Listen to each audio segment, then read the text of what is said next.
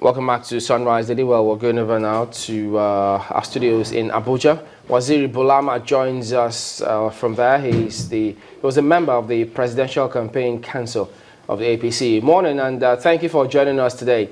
Well, yes, already you have a number of people expressing disappointment with the list of ministerial nominees that has been sent to the Senate. They just don't understand how and why did it take your party this long if these were the names you were going to come up with. Could you tell us the thinking, if you will, behind this selection of some of the names, if not all, on the list? Good morning. For us to understand the reasons behind the choice, we have to know one or two things about our president, his vision, and his aspirations in this dispensation. Our president is a very simple man, very serious, very passionate, and committed towards rescuing this country. He has made this pledge to Nigerians, and he has taken it upon himself to ensure that this country is secured and stabilized and managed well. If you see his statements, it's always dominated by this thought and these words. Now, the president had to properly diagnose and understand the work that is before him before embarking on how to correct things. The reason why it took us about 4 months to appoint ministers, as the president has always said, is because diagnosis has to be done. The problems that the country is in has to be properly understood. And for him to do that, he appointed a competent team of technocrats and professionals, the transition team that studied the situation in the country. But the actual condition in government was made available to them through the handover notes only 4 days before the inauguration. Mr. Bulama, let me jump in. Pardon me to butt in. I mean, many will say, yes, they understand. That's why they voted for him in the first place, because of what they expect that he was going to bring to the table, integrity and ability to deliver and move us to a new front. And that's why he was elected, many say. But they don't understand how is it that after all the time, the expectation that had been built in terms of those who could not pass the integrity test, and the people thought that, yes, you give them the impression that they were looking for new faces who were going to come up with new direction. But these men on this list have always been there. I mean, some of them have been around since 1982, and they wonder, how come? Well, these men are all men who are well known in this country. They have excellent attributes. These men actually have done even the most difficult part in this change process. That is the fact that they sacrificed to leave their party and form this APC. And they fought to win this election, and by winning the confidence of Nigerians and getting the mandate to run this country. The people that's so far chosen by the president, the 21 people, all of them are men who have good and solid academic records, solid professional records and experience. And I can say at this moment that I think the president's choice is good. They are all turnaround managers. Most of them, and in fact, all of them are distinguished in their own careers. Okay. Let me put the question this way to you then. Because, I mean, yes, many will say the men on the list, they don't have challenge. Some would disagree. That's how public opinion is. Why do you think that... if I may come in here, please. Shegun has been most particular about Chief Audobe. That Chief Audobe was a minister under President Shehu Shagari, and he has been around all this while, and he's been chosen again this time around.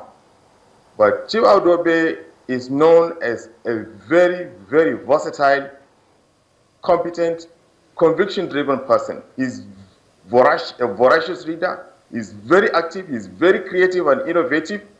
He's passionate about things in this country. And in everything he puts his hands on, he works to ensure that success is recorded.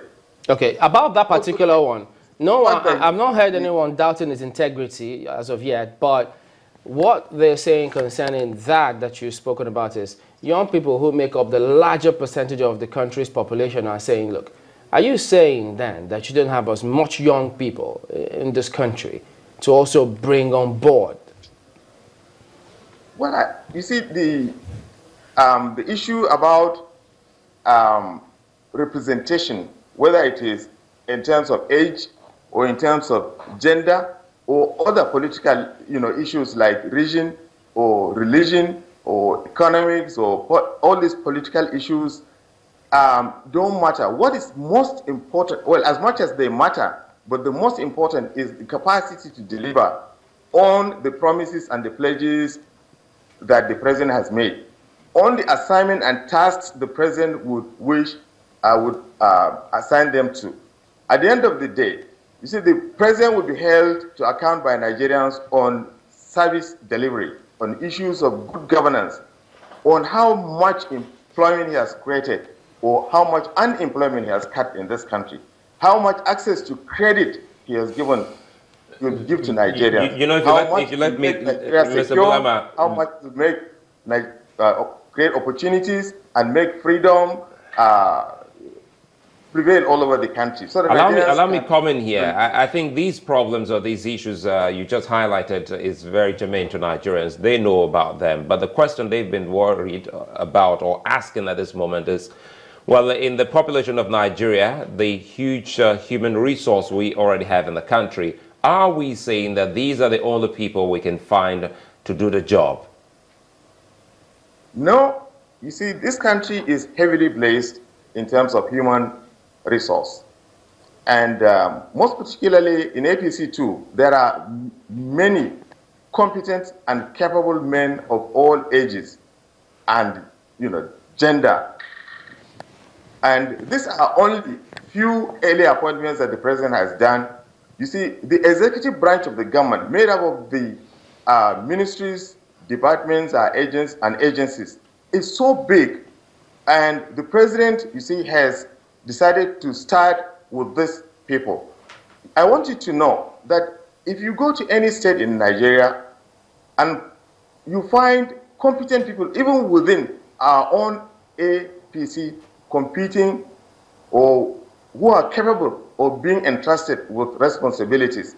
So I'm sure with time, the political issues around representation in terms of age, in terms of gender, in terms of geography, local government, and other attributes or particulars would all be addressed in the course of... Would it then be safe for us to say nothing has changed? Pardon? Would it be safe to say nothing has changed? No, it is not safe. Definitely you cannot say nothing has changed. It's the same that we have been saying from the 70s to this moment. Because the question, a moment here, because the question that is in the minds of Nigerians, they thought, having spent over 4 months looking inwards, trying to see what can be gleaned from the majority of Nigerians within the country and even outside the country, they were going to see some fresh and new names, great experts and great minds who have also the Nigerian dream in their heart to deliver what we want as a people. But they say these are familiar faces and names. These are familiar names and faces, but people who have record of performance, people who are solid. I mean, if you take, for instance, Governor Fayemi, this man is academically solid, professionally solid. He has record in civil society and fighting injustice. He has run, successfully as a governor. He has run the Directorate Strategy Department of the Presidential Campaign Council. I mean, for instance, the entire civil society community is happy with that. If you take, for instance, Senator Udo Udoma, he is a solid, lawyer. He highly respected within the business community. Maybe I should put it in another way. I don't think anyone is in doubt about their competences. That I can, sorry to allow me, sorry to butt in here. Just allow me comment. I don't think Nigerians are in doubt as to their competences or efficiency to deliver. They are saying that in a population, as in a country with this kind of population, I'm very careful talking about population because we know we're still not too sure of the amount. Let's say of over 160 million people. Are we saying that we still can't look inwards to get some new names of some people who would have been able to do even better jobs? Is this the best we can get? I get you. On the other hand, you see, if, for instance, today the president brought in 21 people who are not known at all, people will say, look, who are these people? Their antecedents are not known, their records are not known, you know, and how would these people perform? That's the question that people will ask. But here you have people who are known nationally, people who are solid academically, solid professionally, they have records of performance, they are known nationally and internationally. Mr. Bulama, I'm sorry, you seem to have been saying the same thing.